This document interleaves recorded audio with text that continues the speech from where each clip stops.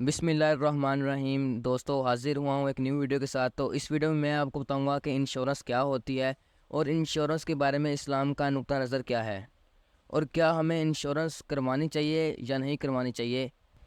क्योंकि बहुत सारे ऐसे लोग हमें ज़िंदगी में मिलते हैं या फिर इंश्योरेंस कंपनीज़ के लोग मिलते हैं हमें। वो कहते हैं कि आप अपनी इंश्योरेंस करवा लें ताकि आपका मुस्तकबिल सिक्योर हो जाएगा। और वो कहते हैं कि आप अपने ज़रात की, अपने ट्रैवल्स की, जो भी आपके पास व्हीकल्स यूज़ कर रहे हैं, कार होगी फॉर एग्ज़ाम्पल, ठीक है, और आप अपनी हेल्थ की इंश्योरेंस करवा लें तो आपका जो फ्यूचर होगा वो सिक्योर हो जाएगा। दोस्तों, पाकिस्तान में बहुत सारे ऐसे लोग होते हैं जो अपनी इंश्योरेंस करवा रहे हैं। मुख्तलिफ़ लोग होते हैं जो अपनी व्हीकल्स की इंश्योरेंस करवाते हैं। बहुत सारे लोग होते हैं जो अपनी वेल्थ की इंश्योरेंस करवाते हैं।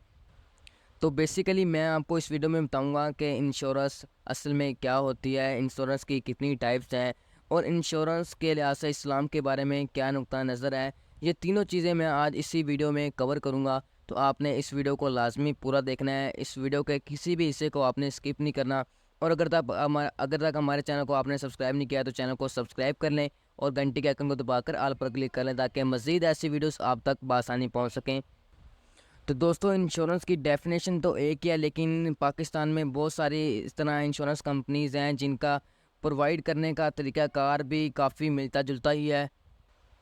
तो जो हमारा वीडियो का पहला टॉपिक है वो ये है कि दोस्तों, इंश्योरेंस क्या होती है। ठीक है, इंश्योरेंस देखें वो होती है कि अगर आपका फॉर एग्ज़ाम्पल उसकी एग्ज़ाम्पल ले लेते हैं हम कार इंश्योरेंस की। अगर आपके कार का कोई भी एक्सीडेंट वगैरह हो जाता है या ऐसा कोई लॉस वगैरह हो जाता है, तो वो अगर लॉस आपकी जो कंपनी होगी जिससे आपने इंश्योरेंस करवाई होगी, उसका लॉस वो कंपनी उसकी ज़िम्मेदार होगी। सही है।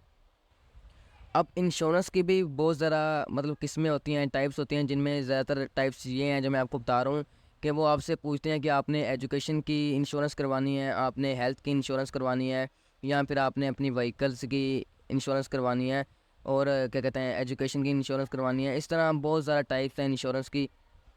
जी, तो दोस्तों, अभी मैं आपको दो एग्जांपल्स समझाऊंगा। अगर तो आपको ये दो एग्जांपल्स बिल्कुल समझ आ गई तो आपको इंश्योरेंस की डेफिनेशन बिल्कुल क्लियरली समझ आ जाएगी। ठीक हो गया। और आपको ये भी मैं बताता चलूँगा कि इस्लाम के लिहाज से ये नुक्ता नज़र क्या है। ठीक है, इंश्योरेंस क्या करनी चाहिए, इस्लाम के लिहाज से नहीं करनी चाहिए, ये भी आपको आगे चलकर वीडियो में बताऊँगा। पहले मेरी दो जो एग्जाम्पल्स हैं वो समझें, ये समझ आ जाएगी तो आपको हर चीज़ समझ आ जाएगी। फॉर एग्ज़ाम्पल, एक बंदा है, वो अपनी क्या कहते हैं फसल की इंश्योरेंस करवाता है। ठीक है, तो जिस भी कंपनी से वो अपनी इंश्योरेंस करवाता है उससे वो 10 मंथ की मतलब 10 महीने की वो अपनी इंश्योरेंस करवा लेता है। तो जो कंपनी के ऊपर डिपेंड करता है कि वो हर महीने उस बंदे को कितना चार्ज करती है। मिसाल के तौर पर वो 10 महीने की इंश्योरेंस करवा लेता है और हर महीने उसका काम है कि वो उस कंपनी को 5,000 रुपये पे करे।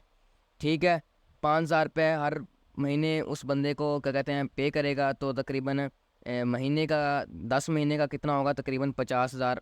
ठीक हो गया। तो 50,000 महीने का हो गया। अगर मेरी कैलकुलेशन गलत भी तो आप खुद कैलकुलेशन करना। तो अगर खुदा ना खास्ता उस 10 महीने के अंदर अंदर उस बंदे की फसल ख़राब हो जाती है, तो वो कंपनी उसको 5 लाख रुपए पे करेगी ताकि वो अपनी फसल को ठीक कर सके। ठीक हो गया। तो अगर उसकी जो ये नुकसान वगैरह है, ये 10 महीने के अंदर कोई नुकसान ना हो, उसकी फसल बिल्कुल ठीक जाए, तो ये उसके 50,000 होंगे, ये बिल्कुल उसके ज़ाया हो जाएंगे। सही है, ये इसको बिल्कुल ज़ाया हो जाएंगे, इसका फिर कोई फ़ायदा नहीं होगा। इसीलिए इंश्योरेंस होती है, ये जो कंपनीज होती हैं ये इसीलिए बनती हैं कि अगर उनको क्या कहते हैं अगले बंदे का नुकसान ना हो तो उनको मुनाफा होता है, अगर नुकसान हो जाए तो फिर उस बंदे का भी मुनाफा होता है। जी, तो दोस्तों, उम्मीद करता हूँ आपको पहली एग्जांपल समझ लग चुकी होगी। अब दूसरी एग्जांपल मैं आपको देने जा रहा हूँ, वो है ट्रैवल इंश्योरेंस की। ट्रैवल इंश्योरेंस में बहुत सारी इंश्योरेंस आती है। कार की इंश्योरेंस आ जाएगी। ठीक है, जो भी आपका एक्सीडेंट वगैरह होगा वो उसकी ज़िम्मेदार भी कंपनी होगी। अब मैं आपको एग्जांपल लेता हूँ कि एक जहाज़ है, उस जहाज़ के अंदर 100 मुसाफिर हैं। हर मुसाफिर ने अपनी 1 महीने की इंश्योरेंस करवाई हुई है और उसने 1 महीने का 5,000 रुपये पे किया है। तो 100 मुसाफिर की इंश्योरेंस होगी 5 लाख। अब कंपनी के पास 1 महीने की इंश्योरेंस है उस जहाज़ के लिए। ठीक है, 5 लाख रुपए टोटल। खुदा ना खास्ता अगर वो जहाज़ तबाह हो जाता है, उसके अंदर क्या कहते हैं 50 लोग ज़ख्मी हो जाते हैं, तो ये कंपनी की जिम्मेदारी बनती है कि हर हर फर्द को फ़ी कस बंदे को 4 लाख रुपए पे करेगी। बंदा महीने का 5,000 रुपये दे रहा है, अगर उसका कोई नुकसान हो जाता है, जहाज़ तबाह हो जाता है, बंदे में जो 100 बंदे हैं जहाज़ के अंदर, उनमें से अगर जो ज़ख्मी होते हैं, ठीक है, उनमें से हर बंदे को 4 लाख रुपए कंपनी देगी। अगर तो आपका 1 महीने की अगर आपने इंश्योरेंस करवाई तो अगर आपका कोई नुकसान नहीं हुआ तो कंपनी को फ़ायदा होगा, आपको नुकसान होगा, आपके जो पैसे होंगे जो 5 लाख होगा वो 100 मुसाफिरों का वो बिल्कुल ज़ाया हो जाएगा। अगर तो खुदा ना खास्ता आपका एक्सीडेंट होता है या वो जहाज़ तबाह हो जाता है, एग्ज़ाम्पल दे रहा हूँ आपको, ठीक है? तो जहाज़ तबाह हो जाता है तो जो सारे पैसे होंगे क्या कहते हैं वो कंपनी उसकी पे करेगी, फ़ी बंदे को 4 लाख रुपए पे करेगी, इसलिए कंपनी को भारी नुकसान उठाना पड़ता है। तो दोस्तों अभी ये बात आती है कि इस्लाम के लिहाज से, इस्लाम के नुक्ते नज़र से इंश्योरेंस क्या है। देखें, इस्लाम में इंश्योरेंस बिल्कुल भी जायज़ नहीं है, ये बिल्कुल गलत बात है, क्योंकि इन दोनों में से जो इंश्योरेंस कंपनी होती है और जो इंश्योरर होता है जो इंश्योरेंस करवाता है, इन दोनों में से किसी एक को तो नुकसान होना ही होना है, लाजमी नुकसान होना है। तो इसी वजह से क्या कहते हैं इस्लाम में ये बात बिल्कुल गलत है। और दूसरी बात यह है कि इस्लाम में ये सूद के ज़ुमरे में आती है। अब सूद भी आपको थोड़ी सी डेफिनेशन बता के समझा देता हूँ कि सूद क्या होता है। सूद ये होता है कि अगर 2 बंदे हैं, इशफ़ाक़ और अज़ीम, इशफ़ाक़ अज़ीम को 100 रुपये देता है। फ़ॉर एग्ज़ाम्पल इशफ़ाक़ अज़ीम को कहता है कि भाई मुझे 100 रुपये की ज़रूरत है, मुझे 100 रुपये दे दो, मैं आपको 10 दिन बाद लौटा दूँगा।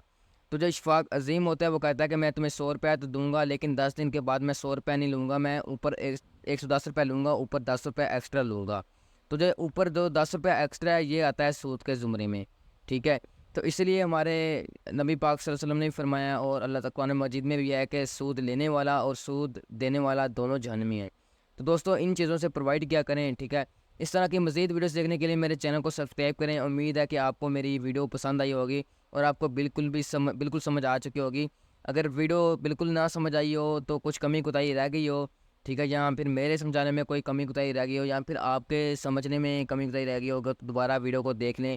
अगर फिर भी समझ ना आए तो कमेंट सेक्शन में मुझे बता दें, मैं आपका आंसर दे दूँगा। उम्मीद करता हूँ आपको वीडियो पसंद आई होगी, चैनल को सब्सक्राइब करें। उम्मीद करता हूँ आपको नेक्स्ट वीडियो के लिए इंतज़ार रहेगा और मिलते हैं नेक्स्ट वीडियो के लिए, तब तक के लिए अल्लाह हाफ़िज़।